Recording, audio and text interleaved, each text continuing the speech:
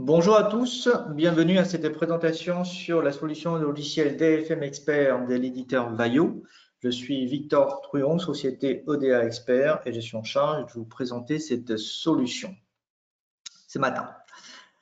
Alors, peut-être pour ceux qui ne nous connaissent pas très bien, nous sommes société distributeur d'un certain nombre de solutions logicielles, représentant un certain nombre d'éditeurs, notamment pour tout ce qui est conception et validation des cartes électroniques, dans l'aspect simulation thermique, calcul d'MTBF, estimation de la fiabilité, calcul ou calcul d'impédance ou de PDN, ou bien dans notre cas de ce matin, représentant donc la société Vaio pour l'aspect fabricabilité de votre carte électronique. Et bien sûr, on est aussi organisme de formation, notamment sur les différentes solutions logicielles qu'on représente ici. Et donc, notre sujet de ce matin, c'est DFM Expert de la société Vaio. Alors, peut-être pour ceux qui ne connaissent pas Vaio, la société Vaio est une société d'origine chinoise qui a plus de 15 à 20 ans d'expérience dans le domaine de la NPI. Qu'est-ce que c'est NPI? C'est New Product Introduction. L'idée, effectivement, c'est de proposer des solutions afin de pouvoir faciliter la fabricabilité de votre produit, votre système électronique, tout ce qui est concernant l'optimisation des machines de test, machines d'assemblage, et dans notre cas ici, le DFM, ce qu'on appelle le DFM Design for Manufacturing. Société Vaio a déposé un certain nombre de brevets au niveau international. Ça prouve effectivement côté l'innovation des ingénieurs de la société. Il faut savoir que c'est l'un des acteurs principaux dans ce qu'on appelle l'industrie 4.0, dans tout ce qui est automatisation, optimisation dans le process de fabrication des systèmes, des cartes électroniques. Un certain nombre de clients ont déjà fait confiance à nous et à la société Vaio. Je ne vais pas tous les citer, il y a aussi des petites sociétés, des startups comme des grandes sociétés comme Nokia, comme Huawei. Il y a des sociétés françaises, il y a des sociétés bien sûr européennes et internationales. Dans tous les secteurs d'activité, que ce soit recherche, que ce soit automotive, que ce soit industriel, militaire, aéronautique, aérospatial, on a tous besoin quelque part d'avoir une solution pour bien vérifier que la conception qu'on est en train de faire est bien fabricable. Alors effectivement, j'ai parlé tout à l'heure de DFM Design for Manufacturing. C'est vraiment la solution logicielle qui permet de faire le lien entre ceux qui conçoivent et ceux qui fabriquent. L'idée étant que logiciellement, à travers un outil de serveur électronique, on peut tout concevoir, mais c'est pas sûr qu'on peut vraiment les fabriquer correctement avec un bon taux de réussite dans la fabrication. D'où la possibilité et voire la nécessité aujourd'hui de pouvoir simuler en partant des fichiers de fabrication, que ce soit Gerber, que ce soit ODB++ par exemple, pour pouvoir vérifier un certain nombre de règles de fabrication, notamment liées au standard IPC. On va regarder ça un peu plus près. Alors, c'est vrai que souvent les questions qu'on se pose, c'est mais je ne comprends pas, au niveau de CA électronique, il y a déjà des règles de placement routage, il y a déjà des DRC. A priori, ici, tout se passe bien au niveau de conception, il n'y a pas raison que ça ne se passe pas bien au niveau de la fabrication. Certes, mais au niveau encore une fois, du point de vue logiciel, c'est vous qui spécifiez les règles DRC et que logiciellement, si ça convient à ces règles-là, tout se passe bien.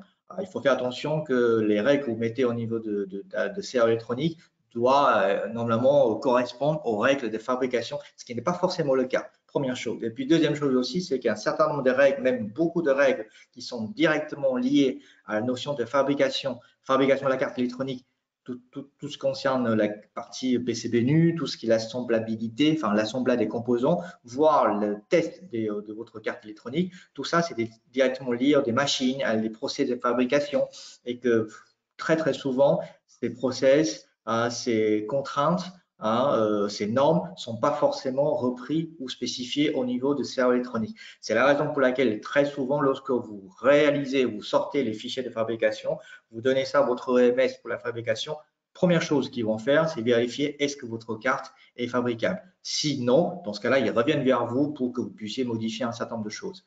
Notre objectif, en vous présentant DFM Expert de Valeo, c'est qu'en tant que concepteur, déjà, on peut éviter cette étape d'aller-retour entre vous et l'EMS. Déjà, de votre côté, de vérifier que ce que vous avez conçu est bien fabricable au niveau de prototypage, bien fabricable au niveau de la masse production, voire de post-production, afin que la carte que vous allez produire, que eux ils vont produire pour vous, comporte de bonne qualité sans les défaillances.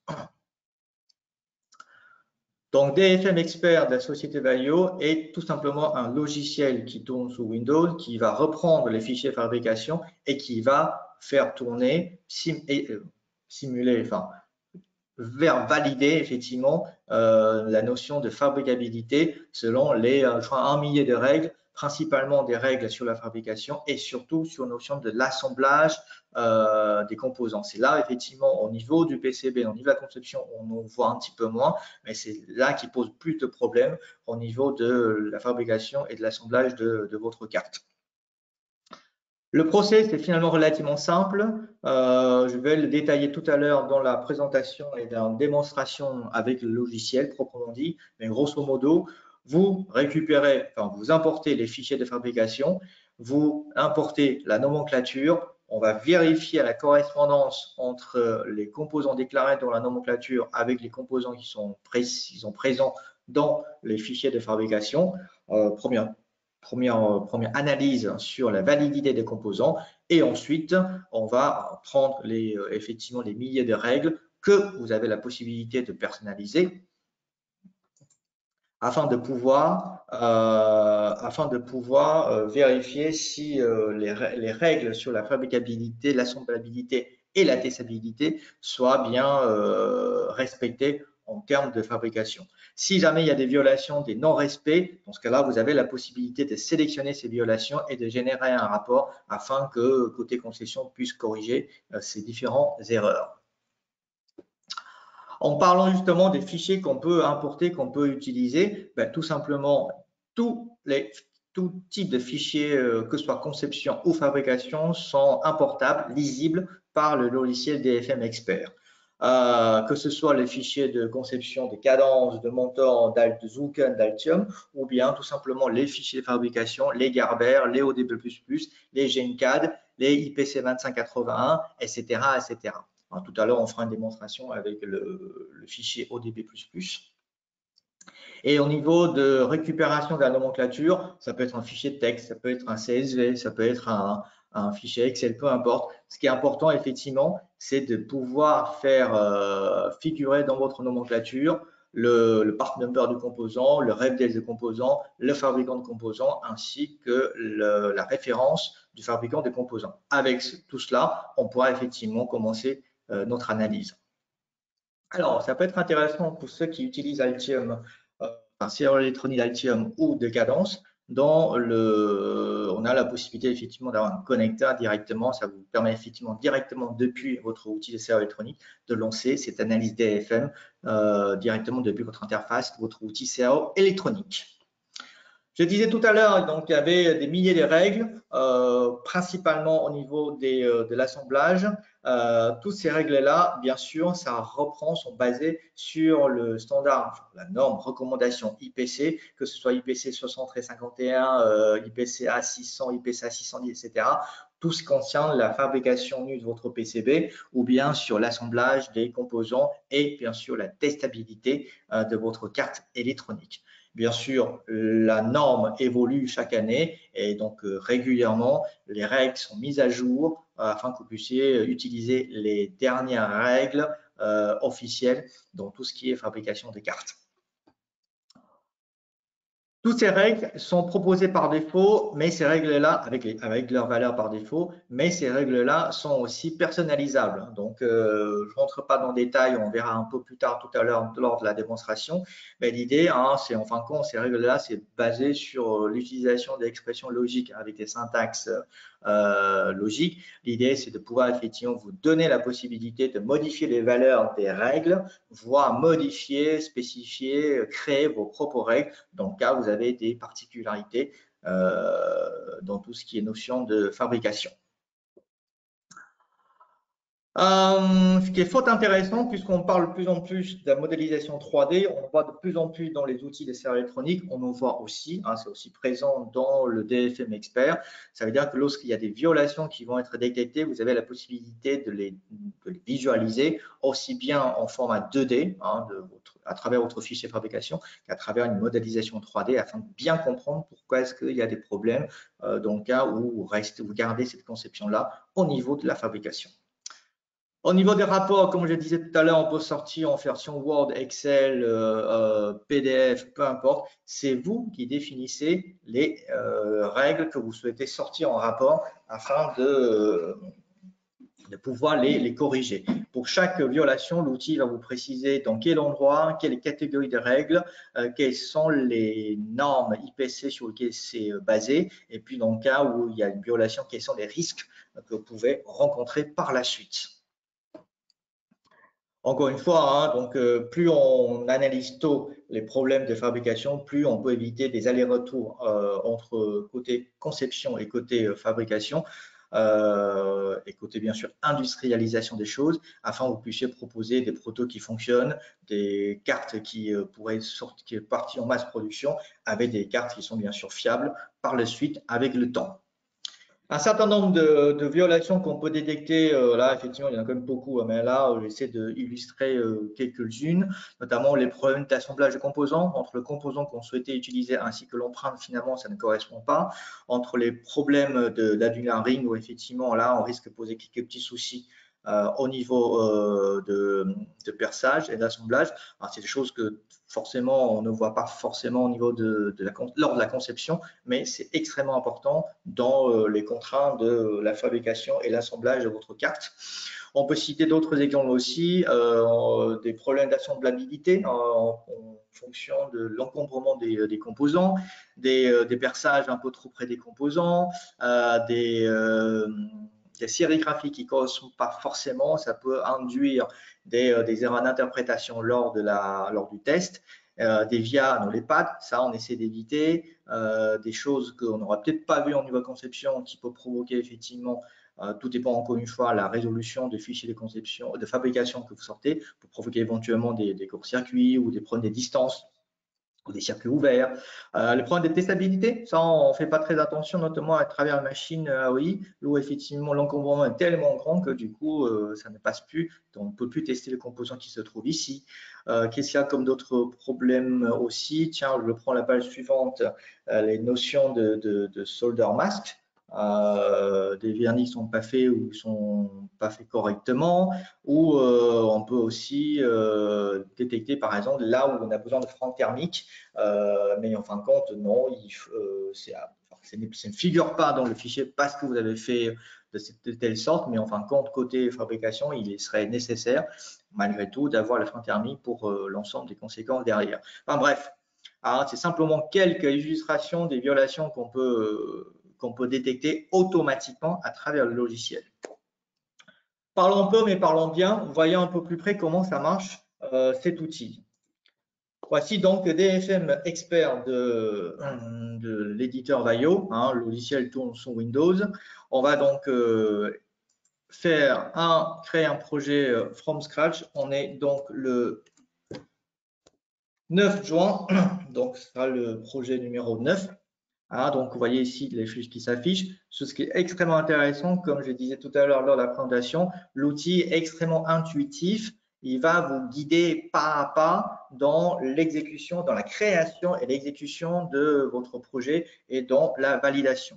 On voit bien ici que les différentes étapes, import de votre fichier de fabrication, import de la nomenclature, vérification de la validité des composants utilisés, vérification des paramètres des composants, vérification de placement des composants sur votre PCB nu, confirmation de flow, lancer l'analyse et génération des rapports. En fin de compte, ça se fait en 8 étapes et toutes les étapes sont là pour vous guider au fur et à mesure. On va commencer par effectivement importer les fichiers qu'on souhaite analyser. Ces fichiers-là, ça peut provenir des fichiers de conception, Cadence, Motor, Altium, etc. Ou bien, très souvent, la plupart du temps, les fichiers de fabrication, les GenCAD, les IPC2581, les ODB++, les Gerber, etc. Donc là, on va prendre effectivement le ODB, on va sélectionner le fichier qu'on veut utiliser, que j'avais préparé effectivement préalablement, et donc on va importer donc les fichiers de fabrication générés depuis votre outil de CA électronique. Voilà, ça prend quelques secondes, le temps que ça arrive. Ça y est. Et voilà, ça y est, le fichier est ainsi importé. On a donc ici un certain nombre de couches, couche top, couche bottom, couche la sérigraphie, couche de solder mask, etc. Donc déjà, vous pouvez constater que pour commencer, c'est un bon visualiseur, ouais, je crois que ça dit ça en français, des fichiers de fabrication, tout type de fichiers de fabrication. On peut par-dessus mesurer, zoomer, dézoomer, analyser, etc. Voilà, manuellement, j'entends bien. D'accord? On a importé donc le fichier qu'on va analyser. Deuxième étape, on va cette fois-ci importer la nomenclature. La nomenclature, donc on va chercher effectivement la nomenclature, on va prendre par exemple l'exemple numéro 3, c'est un fichier Excel, et on va donc prendre le boom parser afin de pouvoir interpréter correctement les informations de votre BOM, c'est-à-dire la colonne où se trouve le part number, la colonne où se trouve le fabricant ainsi que le part number du fabricant. Ça y est, c'est importé.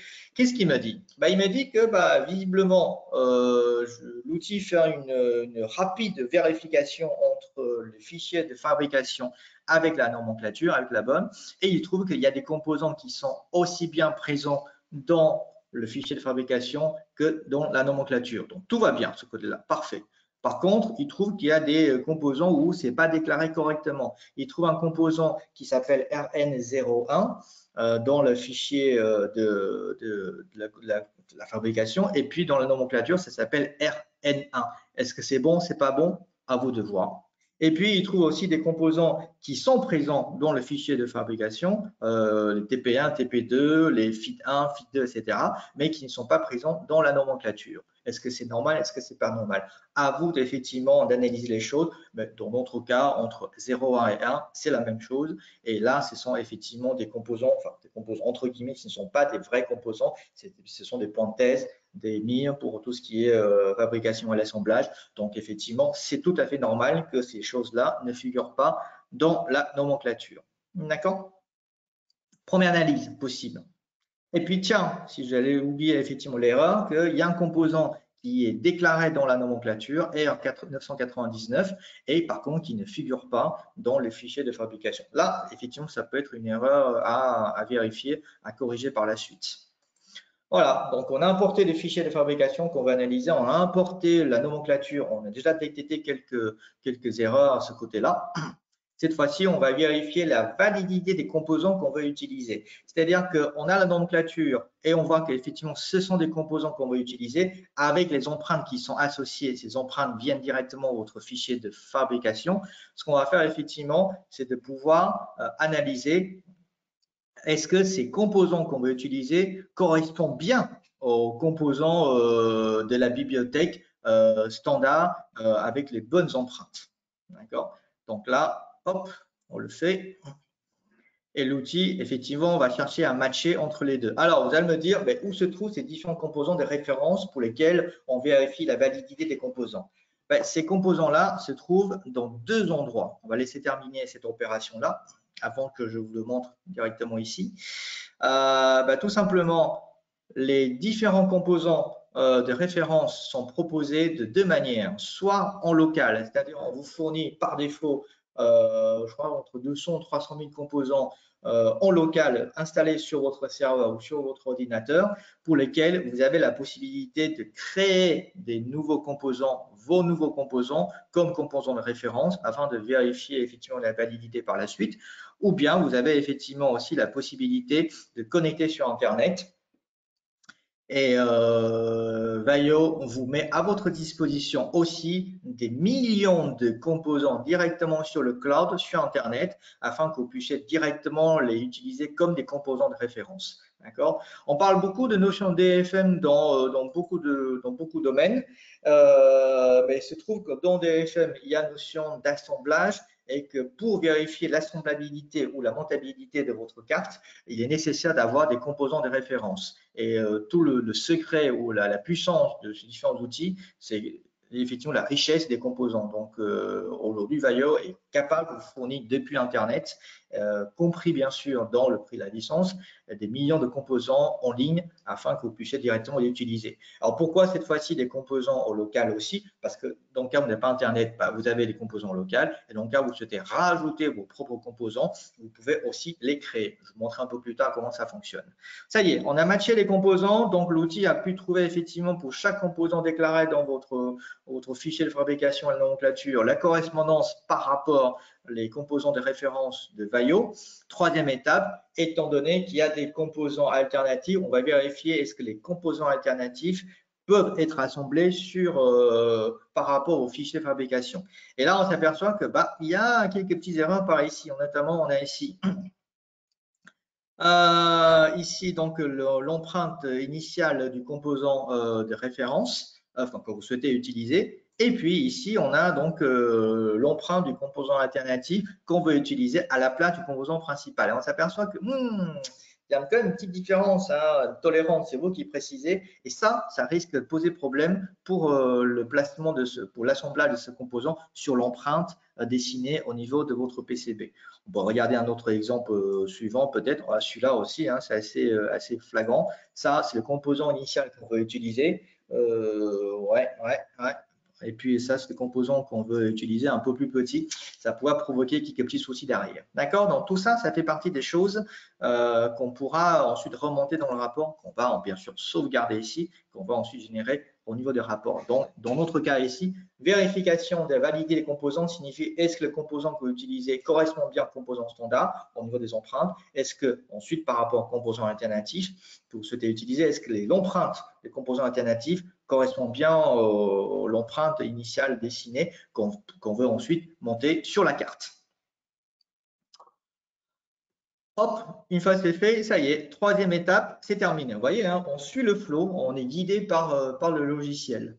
Par paramètre edit, ça vous permet effectivement de rajouter spécifiquement d'utiliser ou de spécifier des paramètres spécifiques des composants. Là, dans notre cas, il n'y a pas de particularité, mais dans certains cas, on peut effectivement spécifier le process ROHS où il y a des choses spécifiques à tenir compte, etc. D'accord? Donc là, on va effectivement tenir compte l'aspect attribut des composants. Hop.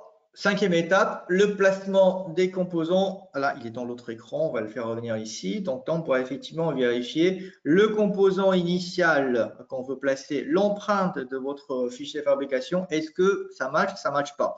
On va le vérifier de suite. Et là, on s'aperçoit que l'empreinte, il est là. Le composant qu'on veut utiliser, ça pourrait poser quelques petits soucis. Bon, encore une fois, ce n'est pas forcément une erreur, ça peut être bon malgré tout. Par contre, pour les autres, ici, vous voyez, code sous sévère, c'est que là, ça match sans souci. Et s'il y avait des soucis, on va aussi effectivement le sauvegarder et le générer dans le rapport de tout à l'heure. Bon, ok, allez, c'est tout bon. Le flow de votre PCB en reflow ou en wave? Alors, je crois que dans notre cas, ça va être en flow, etc. On va prendre les informations par défaut. Et ensuite, une fois toutes ces étapes effectuées, on pourra ensuite lancer l'analyse. Alors, dans lancer l'analyse, on voit bien qu'ici, par défaut, on va réaliser cette analyse pour l'ensemble des règles qui vont être cochées, enfin, activées et spécifiées. Peut-être avant d'entrer directement dedans, on va d'abord regarder les règles, comment ça se passe, comment ça fonctionne. Allez, je vous montre un peu le secret de fabrication. Donc, les règles sont stockées effectivement soit en local, soit sur votre propre serveur. Les règles qui sont là, par défaut, ce sont des règles standards qu'on peut ensuite effectivement créer. Je vais créer notamment, oui, voilà, ça prend un petit peu de temps. On a la possibilité effectivement de créer un autre groupe de règles ici. Et pour chacune des règles, on a la possibilité effectivement de visualiser concrètement la signification de ces règles ainsi que la modification des valeurs. Alors, je reviens un peu sur les différentes règles. Vous voyez, hein, il y a énormément de règles, principalement sur l'assemblage de composants. Tout ce qui est ASS comme l'assemblage, Fab comme fabrication et test comme les points de test. Encore une fois, hein, la valeur ajoutée de ce genre de logiciel, c'est surtout sur l'aspect de l'assemblage. On prend par exemple l'assemblage au niveau des distances, au niveau des clearances, et vérifier effectivement les clearances entre les boîtiers BGA, entre un composant et un autre composant de nature différente, etc., etc. D'accord? Tout ça, c'est spécifié via dans le langage de l'expression logique avec un syntaxe spécifique que vous avez la possibilité effectivement de modifier. Et je vais prendre la partie démo qui est plutôt intéressant ici. C'est un groupe de règles que j'ai reconstitué pour lesquelles il est évident qu'on a la possibilité de modifier le syntaxe ou de modifier la valeur indiquée ici. D'accord. Donc, alors la question souvent qu'on me pose, c'est qu'est-ce que c'est ces valeurs par défaut? Est-ce que c'est normé? Ça dépend. Et il y a des valeurs qui sont des règles par défaut proposées par IPC. Puis il y a des valeurs qui proviennent directement de l'expérience, retour d'expérience au niveau des clients par rapport à l'utilisation de ces logiciels. Voilà, donc très souvent, on peut aussi laisser les valeurs par défaut, mais après, si jamais vous avez des spécificités particulières, à vous de modifier ces valeurs. Donc, je reviens sur la signification des différentes règles. Là, on a ici les clearance au niveau des composants, par boîtier notamment. Hein, on a systématiquement une spécification, une précaution dans le cas où ce n'est pas respecté et une petite image quand c'est possible d'expliquer un peu la signification de ces règles. On a ici une présentation sous forme de matrice, les clearance body to body en fonction, encore une fois, des types de composants. En radial, AEC radial, AEC QFP, parapolette axial, etc. etc. Qu'est-ce qu'on a ici au niveau de cooling plate? On a ici les murs, est-ce que c'est situé, est-ce que c'est bien situé, est-ce que les caractéristiques sont bien bonnes, est-ce que le clearance est bien respecté au niveau des flux de fiole? Quelques règles entre guillemets, hein, sur l'assemblage de façon générale par rapport au profil, par rapport donc H de votre PCB, au niveau de l'empreinte, les corners au niveau du BGA par exemple, au niveau des landings, est-ce que c'est respecté pour les 0,8, 0,5 par rapport au 0,4, 0,2 au niveau des plages d'assemblage, est-ce que c'est bien respecté au niveau de distance et de mesure? Basé sur le IPC 7351, hein, donc un certain nombre de choses aussi sur notion de l'assemblage. Je vais aller un petit peu plus vite. Qu'est-ce qu'on a aussi? Tiens, au niveau de panélisation, est-ce qu'il y a des V-cuts? Est-ce que c'est spécifié correctement en termes de distance entre le route et ainsi que le composant? Au niveau de solder past, est-ce qu'il y a bien le masque est-ce que tout ce qui est brasage sont bien spécifiés correctement? Est-ce que le diamètre n'est pas fait correctement? Vous voyez, hein, il y a un certain nombre de choses qu'on ne soupçonne pas l'existence au niveau de la conception, qui existent bien, qui sont à faire attention, qu'on doit faire attention au niveau de la fabrication. Côté stencil, donc côté pochoir, côté frein thermique, est-ce qu'il y a bien des connexions en frein thermique, qui sont les caractéristiques des freins thermiques, le ratio au niveau de frein thermique, ces choses que effectivement aussi au niveau de l'outil de conception de cartes, on ne va pas aussi loin, aussi précis, alors que tout ça, il y a une importance au niveau de la fabrication. Alors, côté l'assemblage, qu'est-ce qu'on a? On a par exemple au niveau de PCB nu tout ce qui est perçage.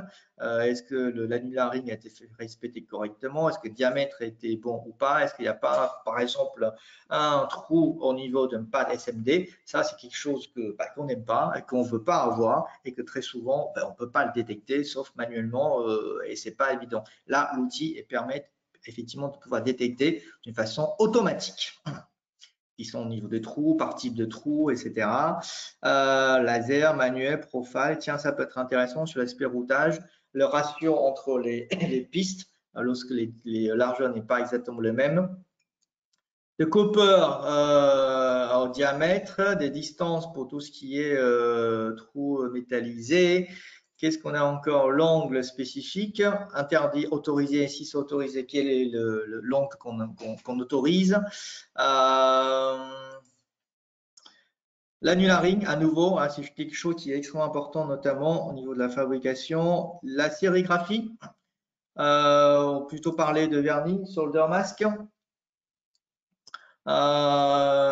Des solder masks, donc est-ce que s'il y a les solder masks correctement, est-ce que c'est pas en trop par rapport les différents trous, notamment tout ce qui est traversant, etc. Vous voyez, donc c'est des choses qu'on fait pas très attention, encore une fois, au niveau de, tiens, on a ici effectivement un problème de solder mask par rapport à un composant ici. C'est des choses qu'on fait pas attention au niveau de la conception, enfin pour certains. Et puis côté fabrication, le fabricant va dire attention, il y a des soucis, il faut corriger. Et encore une fois, si on peut détecter en amont ces différents soucis ou violations, ça fera gagner du temps et ça peut effectivement concevoir vraiment correctement et sereinement votre carte. Et enfin, dernière catégorie, tout ce qui concerne les points de test. Il n'y en a pas beaucoup, il y a à peu près une quarantaine. C'est surtout pour vérifier est-ce qu'il y a bien de points de test, est-ce que les points de test sont bien présents pour chaque signal, quelles sont les caractéristiques des points de test, quelles sont les distances de points de test. Voilà, ça permet effectivement ensuite de l'ordre de la fabrication par OMS, de pouvoir dire voilà, votre carte est testable. Si ce n'est pas testable, pourquoi ce n'est pas testable? D'accord. Donc, vous voyez, hein, dans tout ça, on passe certes un peu de temps à paramétrer, à analyser, mais une fois c'est fait, on peut les sauvegarder, on peut les importer, on peut les exporter, on peut les réutiliser. Et ça vous permet effectivement d'avoir un certain nombre de catégories de fabrication, enfin, classes de fabrication, et ainsi que les règles à utiliser pour ces classes de fabrication de votre carte électronique. Encore une fois, vous voyez, hein, tout ça, c'est modélisable, modifiable en termes de syntaxe, en termes de valeur, par exemple. Une fois tout ça c'est fait, effectivement, on peut désormais sélectionner ce qu'on veut, quelle catégorie de règles qu'on veut utiliser, quel groupe de règles qu'on veut utiliser, et ensuite, on peut donc lancer cette analyse. Je crois que ça va prendre 10 à 15 minutes. On va gagner un petit peu de temps. On va reprendre à peu près le même projet. J'espère que j'avais bien préparé en amont. Est-ce que ça a été analysé?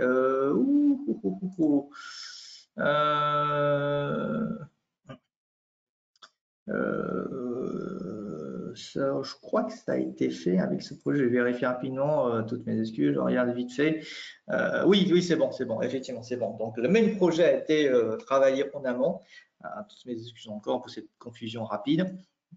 Pour gagner un peu de temps par rapport à notre temps de présentation. Vous voyez, donc l'outil a détecté selon donc les règles standards et les valeurs standards que par rapport à ce projet-là, il y a un certain nombre de violations. Par exemple, ici, j'ai une violation component body to body.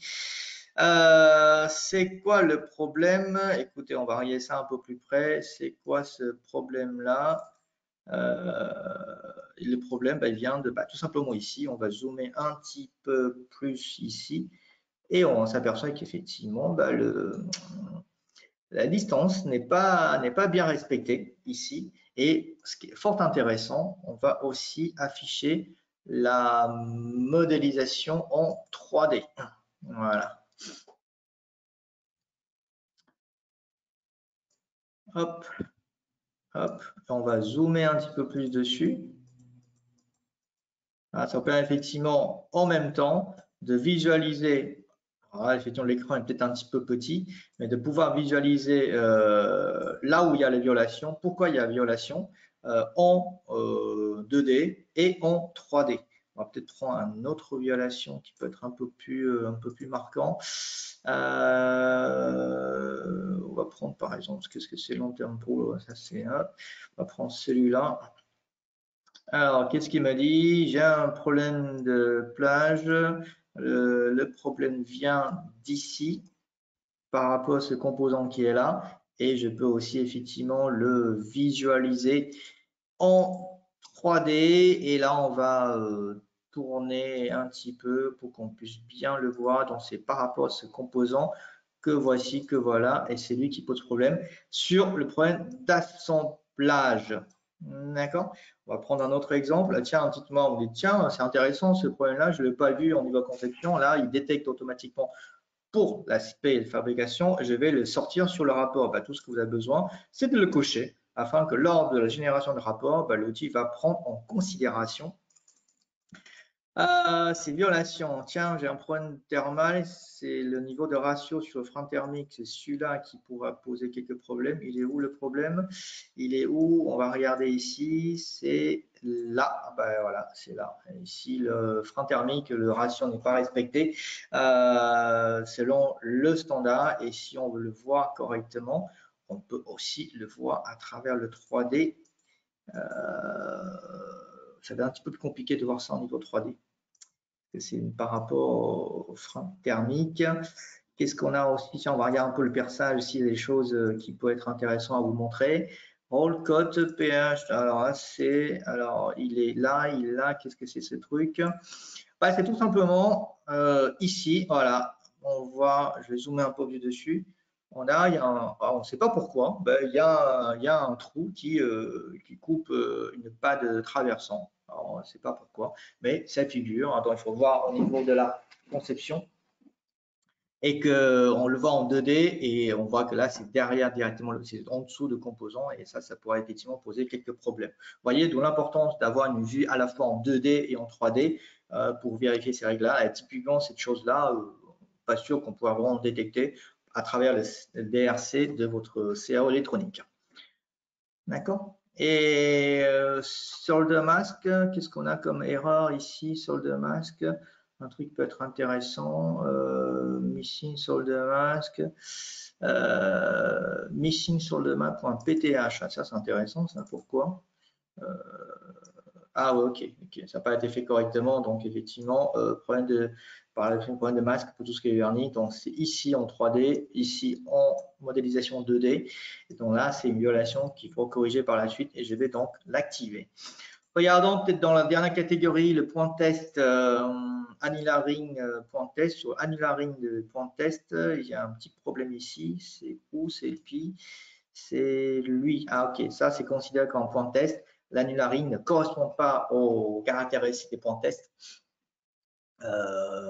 Visiblement, c'est des choses qu'on peut vérifier et il se trouve aussi sous le composant du coup, on verra peut-être un petit peu moins si on peut un peu plus. Ouais, là on verra pas à travers 3D, d'accord? Donc ça aussi, c'est des choses qu'on peut sortir sur rapport. Voilà, donc rapidement à travers l'outil, il faut un écran un peu plus grand pour pouvoir rapidement visualiser les problèmes liés à la fabrication. Donc fabrication de PCB nu, problèmes éventuels sur l'assemblage des composants et sur la testabilité de votre carte avec les fichiers fabrication que vous avez conçus. Le rapport, bien sûr, on va le sortir. On va les sortir en format anglais, Word, pourquoi pas, Word. Hop, on va prendre ce format-là, on va faire une prévisualisation. Préparé par Victor Trouillong. On va laisser par défaut, apply. Hop. Le format, ça y est, on a une prévisualisation qui s'affiche de notre rapport DFM. Aujourd'hui, 12 pages, le sommaire, reprenons les catégories des règles qu'on veut sortir.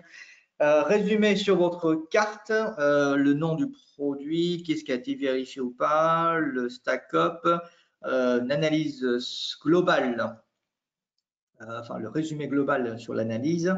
Et puis, bon, ça c'est capture d'écran qu'on n'a pas fait tout à l'heure, on fera ça un peu plus tard. Et surtout, ce qui est intéressant, c'est ça.